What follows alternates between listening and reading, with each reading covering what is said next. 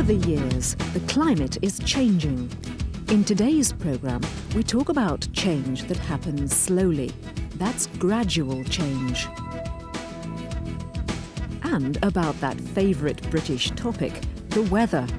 That seems to be changing too. You shouldn't lie out in the sun so much. All right, that's enough.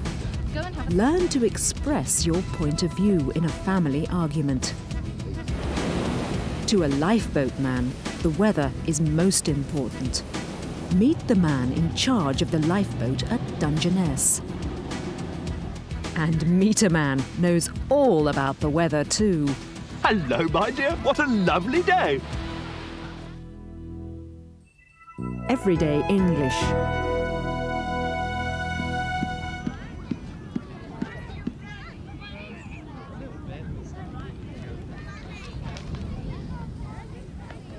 We've been so lucky with the weather. It really is sweltering. Summers have really been getting better in recent years. It says here, last month was the hottest July since records began. And it also had the lowest rainfall. Good news for holiday makers. Not so good for gardeners. Or for farmers, or for water companies. Well, never mind. Let's hope the sun keeps on shining. It's likely to rain at the weekend, it says here. And we desperately need the rain. It says here that the wars of the future are likely to be fought over water more than anything else. Yes, if the climate keeps on changing like this. Well, it's not our fault. Anyway, I think after last winter we deserve a hot summer. Apparently it was the coldest winter on record, and we had the highest snowfall for 30 years. So right now, I'm going to enjoy the sunshine. Oh no, not for long. Here comes trouble.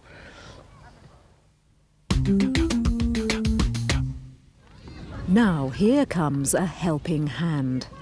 First, there are a lot of superlative adjectives when you talk about the weather. It says here, last month was the hottest July since records began. Last month was the hottest July since records began. And it also had the lowest rainfall. And it also had the lowest rainfall. Anyway, after last winter, I think we deserve a hot summer. Apparently it was the coldest winter on record. Apparently, it was the coldest winter on record.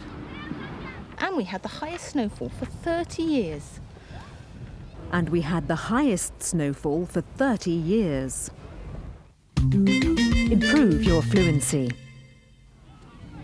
When you think that something is probably going to happen, you can use likely to and an infinitive verb. It's likely to rain at the weekend, it says here. It's likely to rain at the weekend. It says here the wars of the future are likely to be fought over water more than anything else. The wars of the future are likely to be fought over water. You can improve your fluency a lot by using phrasal verbs. Here's another one. Well, never mind. Let's hope the sun keeps on shining. Let's hope the sun keeps on shining. To keep on doing something means to continue doing it. Yes, if the climate keeps on changing like this. If the climate keeps on changing like this, look out for more phrasal verbs and use them to increase your fluency. So right now, I'm going to enjoy the sunshine. Here comes trouble. Hi, Mum. You look like a grilled tomato. And Dad looks like a boiled lobster. Thanks very much. Do you want to know what you look like? OK, what? You look like a tribe of Zulu warriors. I hope it will come off when you wash. But seriously, you shouldn't lie out in the sun so much. All your generation think about when you're on holiday is getting a suntan. And you ought to wear a hat. You think it looks healthy, but really it doesn't look good. All right, that's enough. Don't forget we've been sunbathing for years and years, and if you're careful, there's really no harm in it. You can't be serious. Everyone knows that the sun's rays are more harmful nowadays. Haven't you heard about the hole in the ozone layer? Of course I've heard about the hole in the ozone layer. All I'm saying is that a little sunbathing does no harm at all. And it's ridiculous to go around completely covered up. Remember that skin needs to breathe. It does you good to feel the sun and the wind on your body. All the same, it's not good to lie in the sun and cook for hours at a time. And you shouldn't put that disgusting oil all over you. It stinks. Oh, go away and play, will you? Go and have a swim.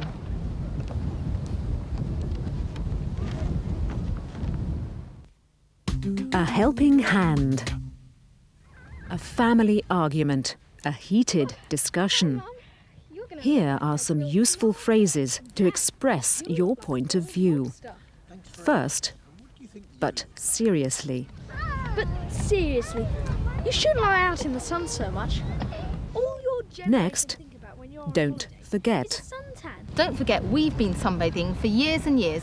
And if you're careful, You can there's say, really no harm you in it. can't be serious, and everyone knows. You can't be serious. Everyone knows that the sun's rays are more harmful nowadays. Haven't you heard And about the Dad hole in the replies ozone with, layer? of course. Of course I've heard about the hole in the ozone layer. All I'm saying is And that a little sunbathing it's does no harm ridiculous. at all. And it's ridiculous to go around completely covered up. Their mother adds another point with, remember.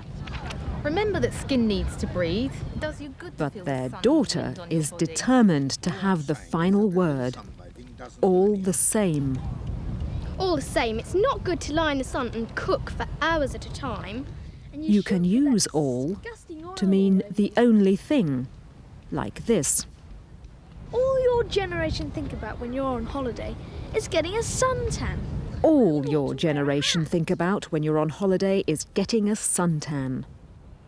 All I'm saying is that a little sunbathing does no harm at all. All I'm saying is that a little sunbathing does no harm at all. All the But same, their you shouldn't parents lie are out in the sun tired of the and cook argument for now. hours at a time. Oh, go away and play, will you? Go and have a swim. But I think the younger generation won the argument. Specialised English.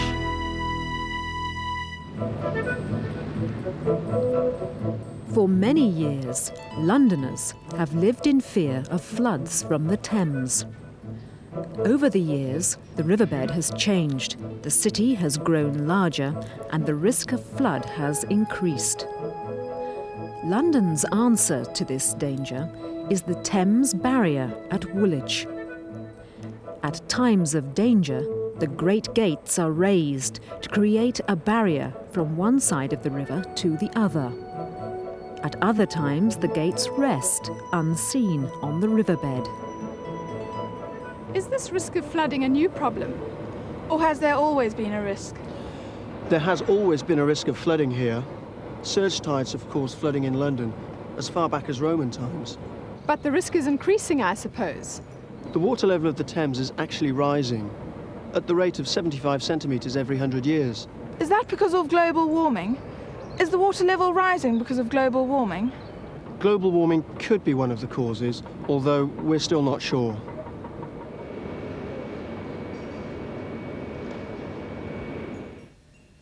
Hasn't the Thames got narrower over the years?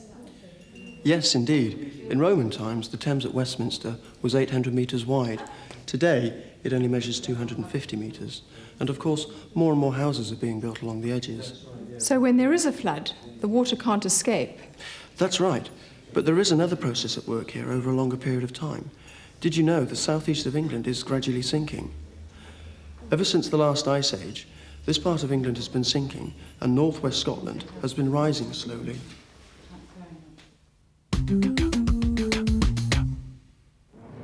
Now, here's a helping hand.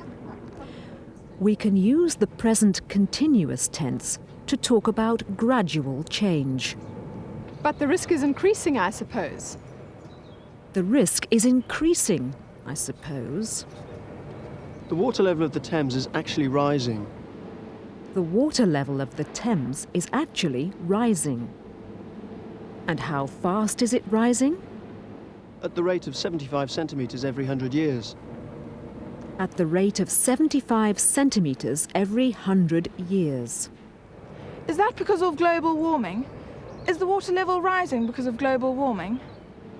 Is the water level rising because of global warming? Global warming could be one of the causes, although we're still not sure. And we can also use the present perfect and the present perfect continuous tenses. There has always been a risk of flooding here. There has always been a risk of flooding here. Surge tides have caused flooding in London as far back as Roman times. Surge tides have caused flooding in London as far back as Roman times.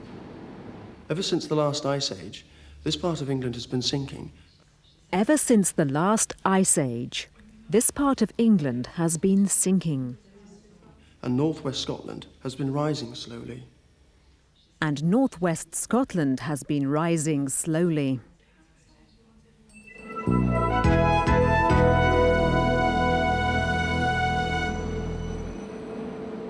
How long did it take to build the barrier? It took just 8 years. Work started in 1974 and was completed in 1982. Is there really a high risk of flooding in London? Yes, indeed. The risk is considerable. Whenever we have what we call a surge tide, then there's a high risk of flooding. How do you know? I mean, how can you tell if there's going to be one? It's all based on computer prediction in our control room over there. How much notice do you get? Usually we get about 12 hours warning of a surge tide, sometimes more, sometimes less. It depends. And how long does it take to close the barrier? It takes just 30 minutes to close the barrier. That's to say, we can close it in 30 minutes, if necessary. How often do you have to close the barrier? It varies. On average, about 4 times a year. A helping hand.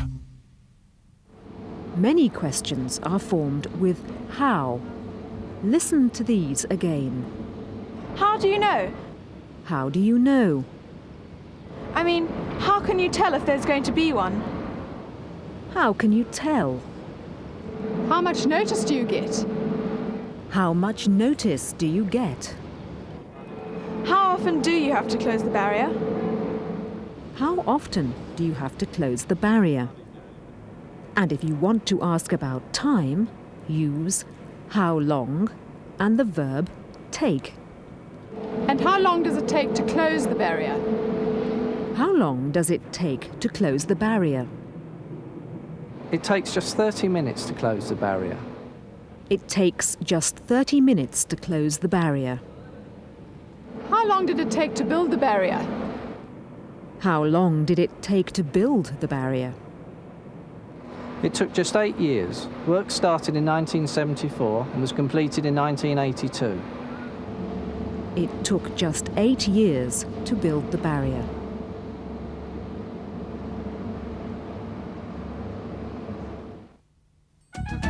A personal view. The weather plays an important part in the life of a lifeboatman. William Richardson is the coxswain. That means he is the person in charge of a lifeboat and of the people on board, the crew. My job as a coxswain is to man the boat and keep a crew together. All the crew come from various walks of lives and do different jobs around the village. They're on call all the time. We have a system where there's 18 crew members, but only 6 of us go. So we always have enough to man the boat. It's usually the first 6 at the station go. So it does create a bit of competition and enables us to launch very quickly. The lifeboat station at Dungeness stands on the tip of the Kent coast, looking across the bay to Dover and out across the English Channel to the coast of France. This is the busiest shipping lane in the world, with some of the most difficult and changeable weather. The Royal National Lifeboat Institution, the RNLI, is financed entirely by voluntary donations. British Isles is very fortunate with its rescue service, as it's the only place in the world where it's absolutely free. From the RNLI doesn't doesn't charge anybody for rescues or assisting them. We have an exercise once a fortnight, which they get paid about £5 each for 2 hours work. So nobody does it for the money, they do it because they like doing it. In this part of the exercise, they are setting up the breeches buoy. It is used to carry survivors from ship to lifeboat or from ship to land. The breeches buoy is a system for getting people aboard the lifeboat or to land where it's not practical to go alongside in the boat itself. We could fire a rocket line to the casualty, who would then pull a rope across and attach a running block on the end of it. And then we can then ferry a casualty back to the lifeboat. Another part of the exercise is dropping the anchor. The lifeboat is fitted with a 51-kilo fisherman's anchor, which is designed to grip in all types of seabed. It's always a lifeboat man's nightmare to have an engine failure or break down on an onshore wind. So we exercise regularly with the anchor so they can get it over and make sure it goes clear very quickly. Today, all this is just an exercise. But it is the weather that decides the time and place of a real emergency. We collect all the weather information we can. We collect the shipping forecasts on Radio 4. We also look at the weather charts on the televisions and make up our own mind what we're going to get.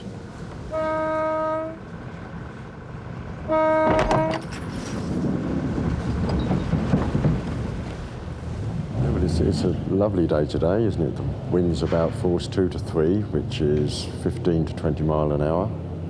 Good for bathers providing they stay inshore. The wind is off the land, so you could get blown out to sea.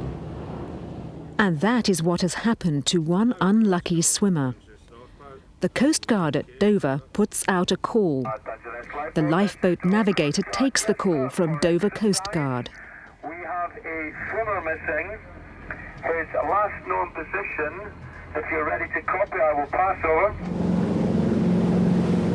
The Dungeness lifeboat can go at speeds of up to 17 knots.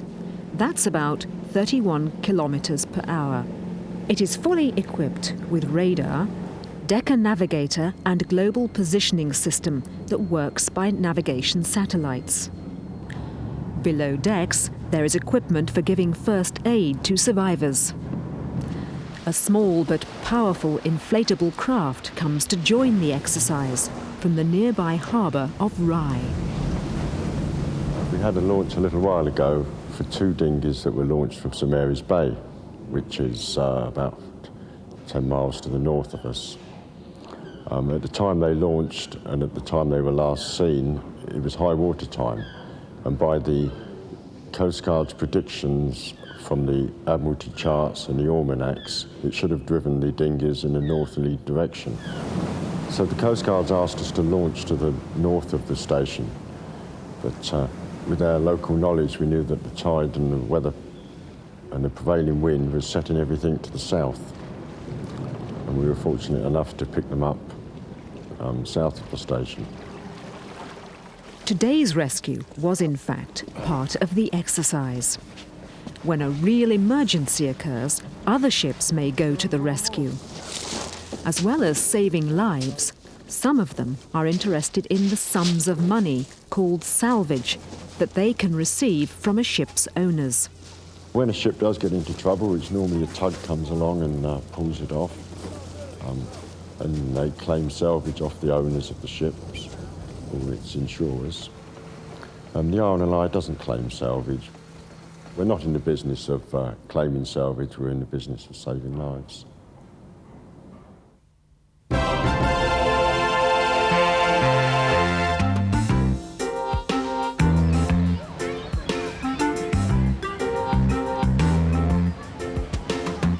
I love a day at the beach, but of course everything depends upon the weather. Now, unfortunately, Today, it looks like rain, but as a meteorological expert, I can predict that the sun will begin to shine in 9 minutes' time. Fingers crossed. That's one of my little sayings, fingers crossed. Now, this beach looks a bit crowded for me. I know a quieter one.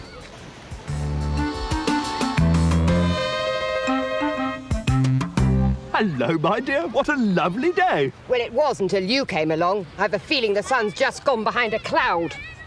Oh. Things and people do change, but a day at the seaside never changes. Now, I've got everything I need.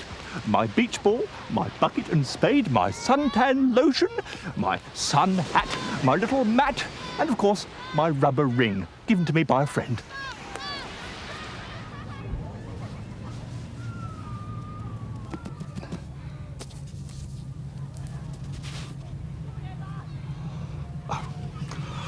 My castle's the best. No, it isn't. Yes, it is. His castle's got the biggest tower, the most impressive bridge, and the widest moat. You can't be serious. My castle's got 4 towers, and a special gateway and a bridge with seaweed. All I'm saying is, my castle has got the biggest tower, and my castle is the best. All you think about is size. Just because yours is the biggest, it doesn't mean it's the best. But it is the best. No, it isn't. Yes, it is. No, it isn't. Yes, it is. Isn't. It is. Is. You're so stupid. Boys! Really, children are so competitive these days. But still, if they want to take on an expert, I'll show them what an expert can do.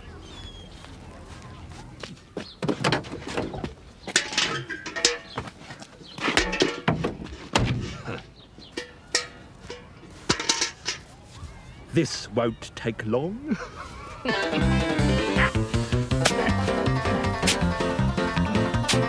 What's that chap up to?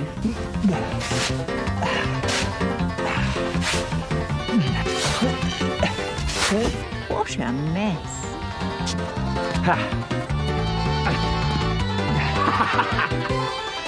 That'll teach them. Now, it's time for my little snooze. I think I'll take 40 winks in the sun. That's one of my little sayings, 40 winks. Where's my little mat?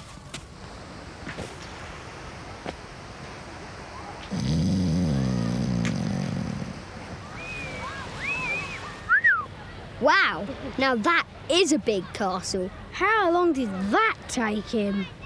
Hey, look what he's done. He's destroyed my castle. The mean old so-and-so. What a dirty spoil sport. Let's get him. Where is he? Over there. Look. Shh, he's asleep. Let's get him. Come on.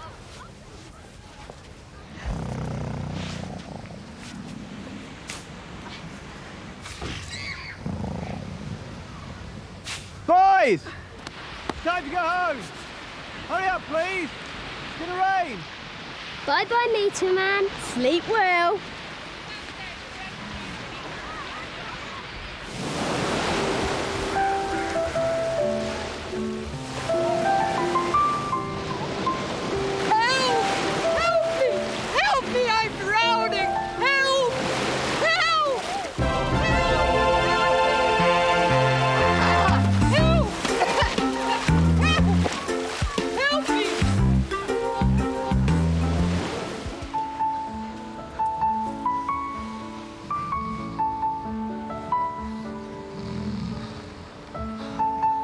The kiss of life.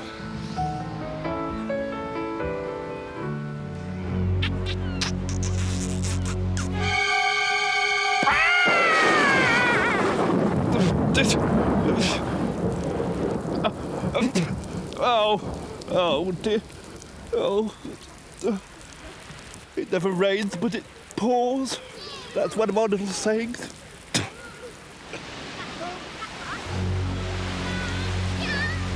Oh no! This is definitely the end!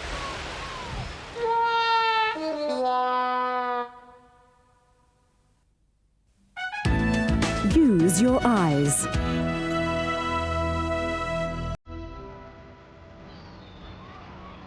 Use your eyes when you go to the seaside.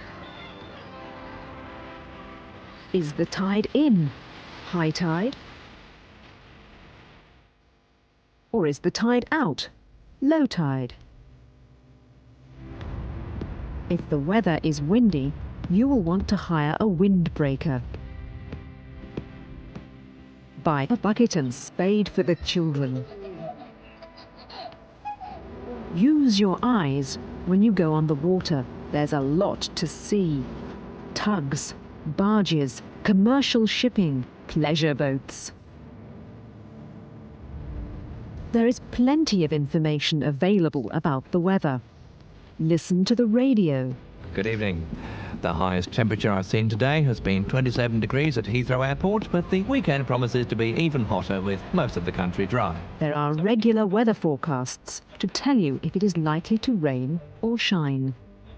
Here is the shipping forecast, issued by the Met Office at 1700 on Friday, the 16th of August. The shipping forecast, broadcast on long wave, provides accurate information on weather conditions all round the coasts of the British Isles. Humber, Thames, Dover, White, Portland, Plymouth.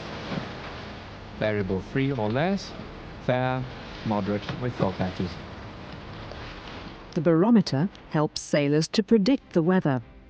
It measures the rise and fall of the atmospheric pressure. Watch the general weather forecast on television or read it in the newspaper. With the British weather, be prepared for anything. Flash floods can take you by surprise. Look out for warnings of fog or poor visibility in the wintertime, especially on motorway journeys. In January and February, there is a danger of frost and ice on the roads. A fall of snow can bring everything to a halt. But on a warm summer day, it's difficult to believe all those stories about the British weather. Maybe the weather really is changing. Do remember to complete the exercises in your student's book and to check up on your grammar and vocabulary. In next week's programme, we stay on dry land. Getting around town is the subject of our programme, and we hope you'll come with us.